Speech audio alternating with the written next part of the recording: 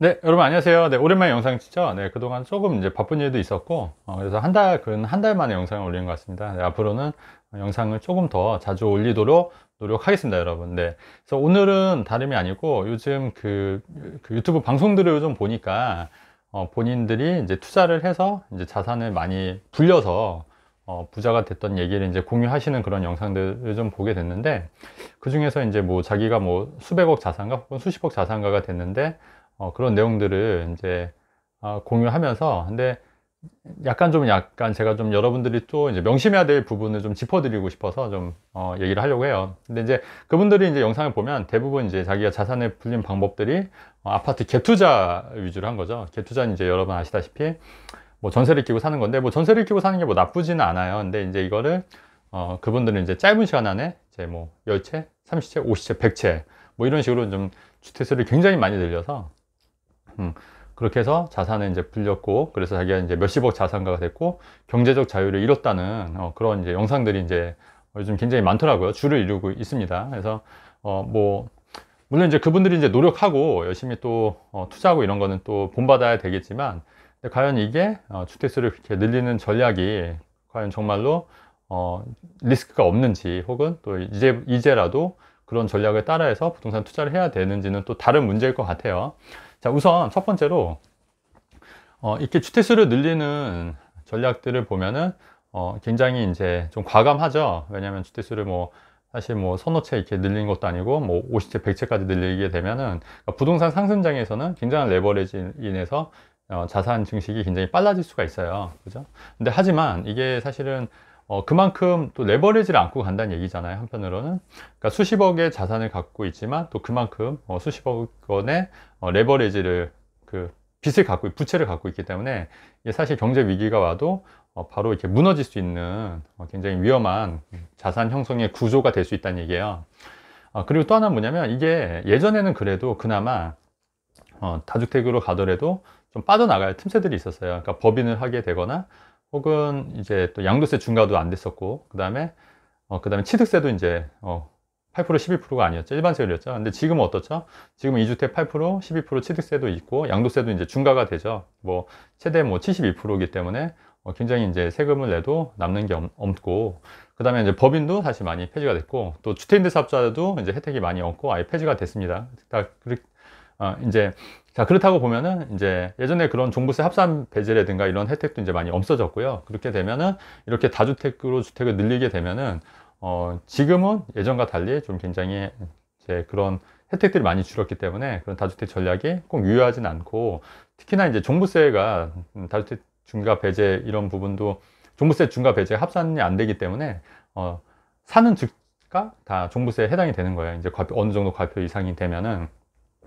그래서 사실 또 하나 뭐냐면 양도세가 사실은 그 다주택자 중과지 않습니까? 근데 이분들이 뭐 주장하는 게 뭐 몇십억, 70억 자산가가 됐다, 뭐 80억 자산가가 됐다, 뭐 이런 식으로 얘기를 하지만 사실 이것도 팔아야 돈이 되는 거잖아요. 팔아야. 근데 이게 그렇게 팔았을 때 세금을 다 내면은 사실 내가 지는 실제 수익은 요만큼 줄어드는 거예요. 왜냐면 사실 7, 80% 세금 내고 나면 사실 뭐가 남습니까? 차익에 대해서. 그렇기 때문에, 그리고 이게 또 1년에 두 채 이상 팔게 되면은 이게 또 합산과세가 되잖아요.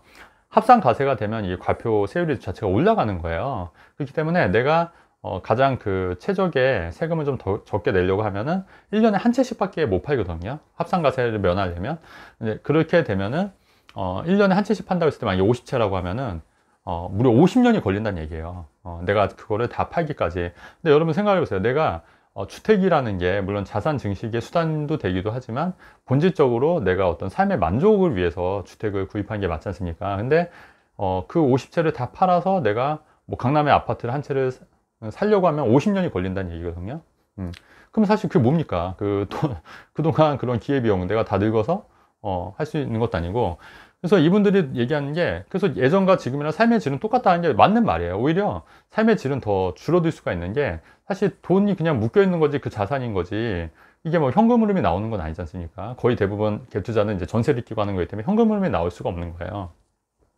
근데 거기다가 재산세라든가 종부세라든가 이런 게 굉장히 이제 오르죠. 그래서 이 정도면 거의 몇 억의 재산세나 종부세를 낼 수밖에 없거든요.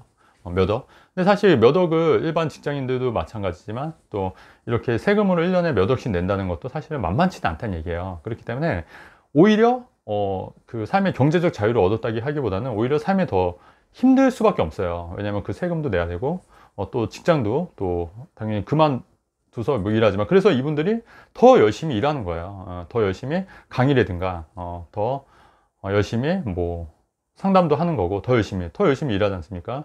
그래서 사실은 이분들이 그 말로는 경제적 자유를 잃었다고 해요. 말로는 그렇지 않습니까? 근데 제가 예전 영상에도 보여드렸듯이 사실 경제적 자유는 환상이에요. 저도 사실 경제적 자유를 얻지는 않았어요, 여러분.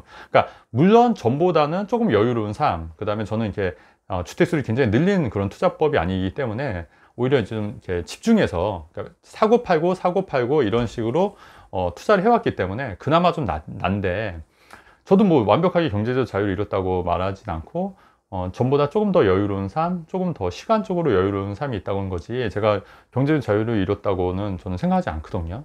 근데 이분들도 마찬가지로 경제적 자유를 잃었다면서 정작 수억 원의 그 전세금 마련을 해야 되고 또 그 종부세라든가 재산세라든가 이런 것도 내야 되고, 또 막상 팔면 양도세 다 제하고 나면 실제 남는 게 없기 때문에 사실 뭐 이러지도 저러지도 못하고 있는 상황이에요. 근데 여러분, 정말 큰 문제가 뭔지 아세요? 정말 큰 문제는 부동산이 계속 이렇게 상승하지만은 않아요. 모든 자산시장은 상승과 하락이 있거든요. 근데 이렇게 내가 몸집이 굉장히 무거운, 부채 비율이 굉장히 높은 상태에서 금융위기가 닥치게 되면은 이거는 순식간에 다 파산할 가능성이 굉장히 높다는 얘기입니다. 실제로 제가 이제 2008년도도 지켜봤지 않습니까? 저는 2004년도부터 투자를 해서 하락장을 경험을 해봤어요. 그래서 2008년도 금융위기 때도 정말 많은 그 자산을 불렸었던 뭐 100억대 자산가들도 2008년도에 한 번에 나가 떨어진 걸 제가 많이 봤거든요. 그리고 제가 IMF 때도 저는 이제 대학생 때 이제 겪어봐서 아는데, 그때도 마찬가지로 이렇게 좀 무리하게 투자를 하셨던 분들도 다 한 번에 무너지면 그냥 끝인 거예요, 끝. 김우중 대우 회장이 그냥 무너져, 그런 재벌들 무너졌던 것처럼 문어발식 경영은 그냥 한 번에 그냥 나가 떨어진 겁니다, 여러분. 예. 근데 그렇게 위험을 안고 내포한 투자법을 마치 최고인 양, 이게 무슨 정말 이렇게 하는 게 최고인 양 이렇게 얘기해서 또 은연중에 그런 걸 암시해서 잘 모르는 사람들, 부동산 또 특히 초보자들은 잘 모르지 않습니까? 근데 그런 사람들한테 은연중에 그렇게 암시를 해서 하는 거는 저는 굉장히 안 좋다고 생각하고요. 또 여러분들도 그런 부분에 대해서 다시 한번 생각을 좀 해봐야 되지 않겠나. 네, 그런 취지에서 이번 영상을 좀 찍었고요. 네, 물론 제 말에 뭐 100% 동의하지 않으신 분들 계실 거라고 저는 생각하고요. 하지만 뭐 저도 어쨌든 제가 뭐 제 채널에서 뭐 할 말을 하는 스타일이고 또 그렇게 해야 된다고 생각하기 때문에 영상을 이번에 찍었고, 내용이 좋았으면 좋아요와 구독하기 누르면 좋겠습니다, 여러분. 네, 감사합니다.